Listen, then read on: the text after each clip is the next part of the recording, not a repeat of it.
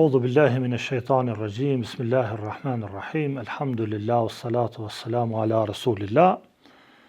Gjitha falenderimet janë për të madhin Zot, për shëndetjet Muhamedit alayhi salatu wassalam,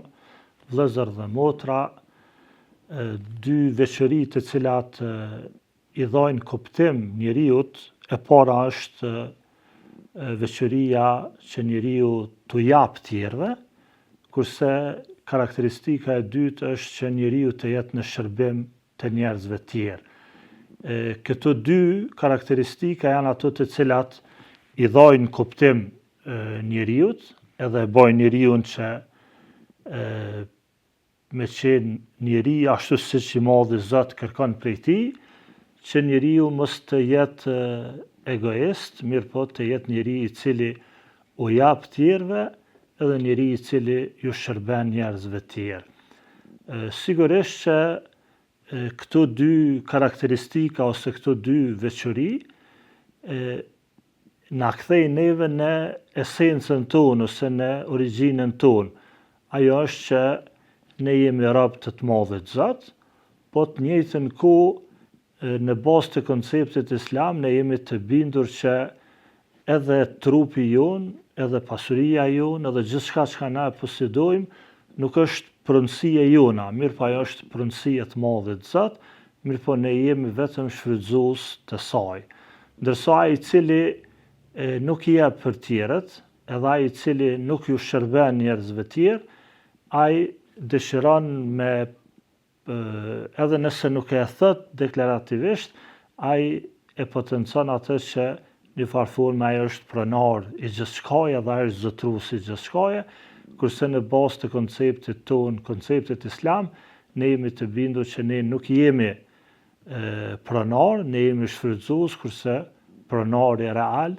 është i madhi Zot, është pronar, edhe gjithçka është në pronësinë e tij, kurse ne jemi vetëm shfrytëzues. Në këtë kontekst, pejgamberi alayhis salam kur është pyetur se kush është njeriu më i mirë, ka thonë njeriu më i mirë është ai që është më i dobishmi për tjerët. Do të thotë njeriu i cili nuk u jep tjerëve, edhe njeriu i cili nuk ju shërben tjerëve, ai nuk e meriton me qenë për njerëzve të mirë për shkak se ai nuk i shërben, ai shërben vetëm vetvetes së tij.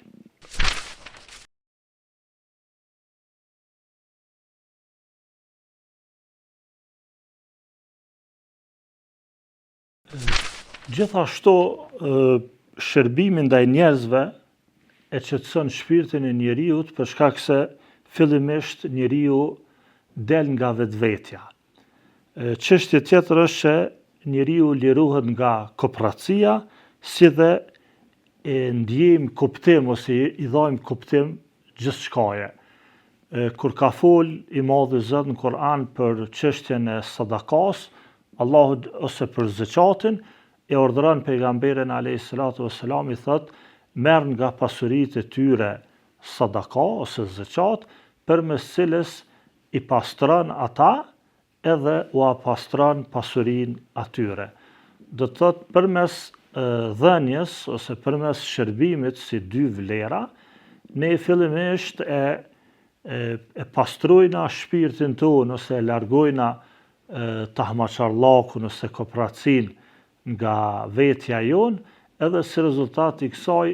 e zbulojna vetveten tonë, edhe i dhajna kuptim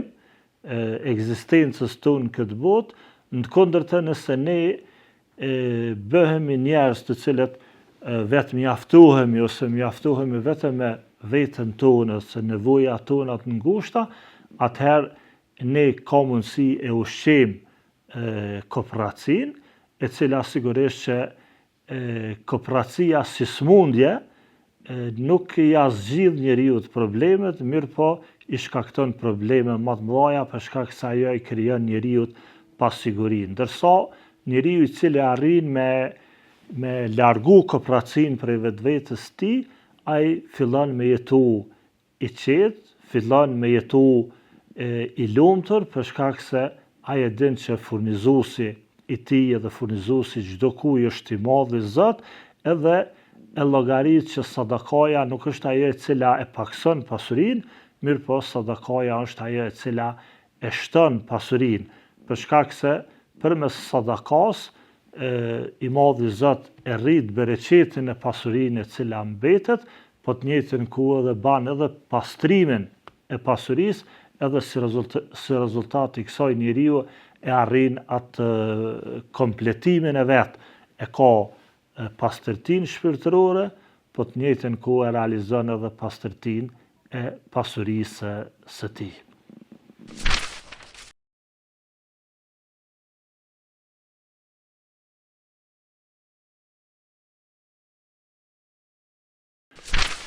Pastërtia, shërbimi edhe dhënia janë shërim shpirtëror, për shkak se si rezultati I saj, kur njeriu e ndihmon një të moshuar, kur njeriu e ndihmon një jetim, kur njeriu e ndihmon një të sëmur, kur njeriu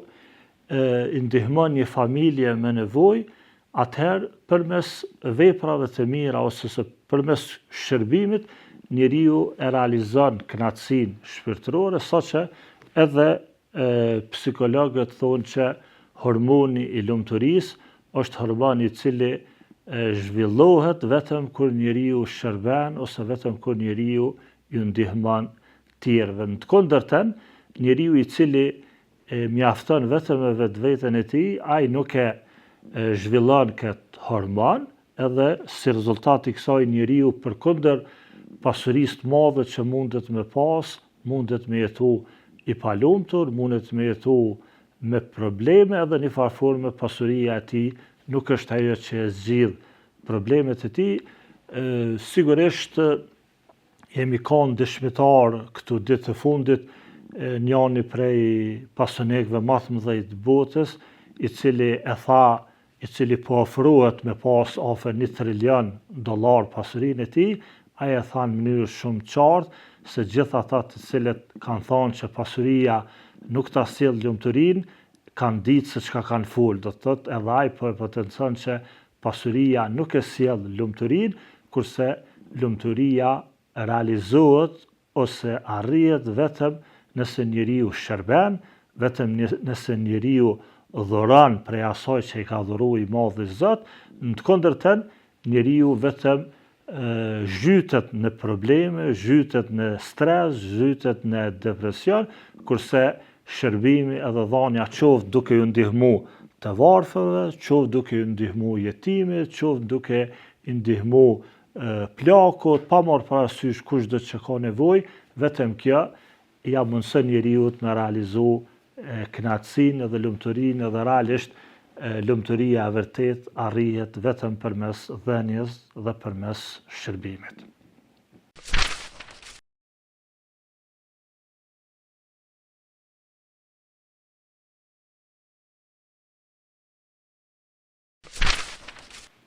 Islami është fe solidare, edhe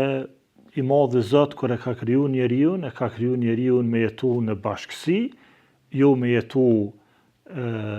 ose njeri I vetmi I cili është I vetmi mjaftueshëm dhe I cili nuk ka nevojë për kërkand është I madhi Zot, kurse gjitha krijesat tjera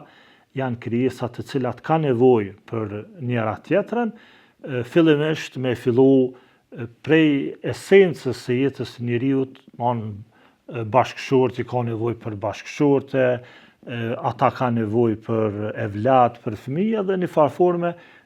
Islami edhe I madhi Zot ka dashur që njerëzit mos me qenë individualist, mirë po me qenë njerëz të cilët jetojnë në bashkësi, po të njëjtën kohë edhe adhurimet edhe gjitha ibadetet të cilat ne I bëjmë janë ibadetet dhe adhurimet që kryhen në mënyrë kolektive. Për shembull, ne edhe namazin bëjna në mënyrë kolektive, namazin me xhamat, edhe agjerimin do të thotë agjerojna parafërsisht njëjtën kohë, po të njëjtën kohë edhe gjitha adhurimet të cilat ne i kemi janë të shoqërueshme edhe me anën sociale ose me anën humane. Për shembull, tani jemi në muajin e shenjtë të Ramazanit, në fund të Ramazanit e kemi obligim me dhënë sadakatul fitrin, i cili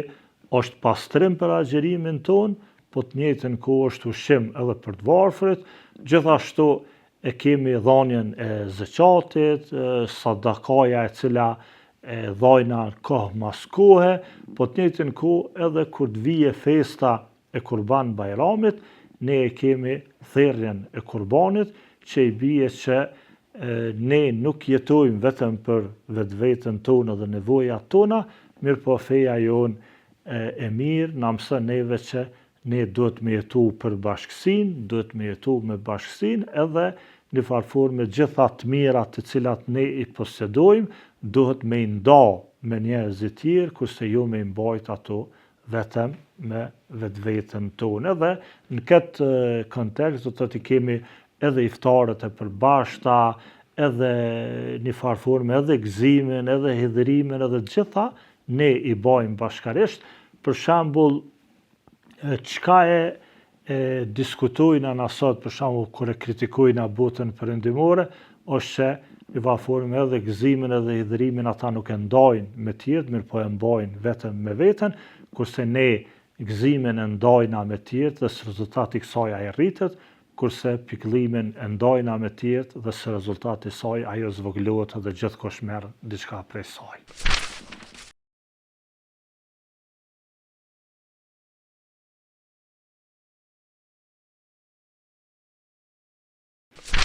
Shërbimi si vlerë do të më na shoqëru neve edhe jashtë muajit shenjtë Ramazanit, për shkak se Ramazani është një lloj shkollë ose një lloj testi i cili na edukon ose na formon se si të funksionojmë ose si të sillemi, kurse shërbimi dhe dhënia apo solidariteti do të më qenë vlera të cilat duhet më na shoqëru jo vetëm gjatë muajit shenjtë Ramazanit, mirë po gjatë gjithë vitit. Sigurisht që muaji i shenjtë Ramazanit e ka shpërblimin më të madh, vlera është më e madhe, kurse veprat të mira ne nuk do të më ju thonë lam të mirë me përfundimin e muajit shenjtë Ramazanit, për shkak se në këtë formë, nëse ne jemi adhurues të madhit Zot me të vërtetë, atëherë i madhi Zot është Zot edhe i Ramazanit, mirë po edhe i muajve tjerë, kurse nëse ne e fokusojna veprën e mirë vetëm gjatë muajit shenjtë Ramazanit, atëherë i bie që ne jemi duke e adhuru Ramazanin e cila ose për cilën nuk kërkon Islami në diçka të tillë, mirë po njeriu do të me arrit me kriju balancë. Ekziston një rregull në shariatin islam, i cili thotë se personin të cilin e angazhon farzi për moskryerjen e nafiles, ai është person i arsytum, kurse personin të cilin e angazhon nafilja për mos me kry farzin, personi i tillë është person i mashtruar, do thotë është vetë mashtruar se ka mashtruar vetveten e tij, edhe si rezultati i kësaj ne do të më ruajt balancin shumë mirë në mes të farzëve edhe nafileve. Çdo herë do të më synu me kry edhe nafilet, mirë po nafilet kryen masi që të përfundojna me farzët, kurse kujdesi ndaj njerëzve, shërbimi ndaj njerëzve nuk janë çështje vullnetare, mirë po janë çështje obligative dhe ne si njerëz duhet me i pas parasysh, edhe këto nuk lidhen vetëm me muajin e Ramazanit, mirë po lidhen me të tërë vitin edhe me neve në mënyrë të vazhdueshme.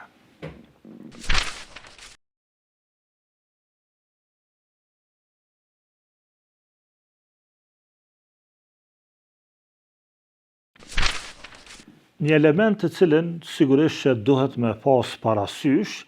është fakti që vullnetarizmi si vlerë dhe të rinjet. Sigurisht që ne duhet me i mësu të rinjet për me shërby, sigurisht ne si popull nuk i kishim gëzu gjithë këto të mirat të cilat i kemi qoftë në shtetin Am, qoftë Kosovë, qoftë në Maqedoninë e Veriut, apo kudo që janë shqiptarët, sikur mos kishim pas të rinj dhe të reja të cilët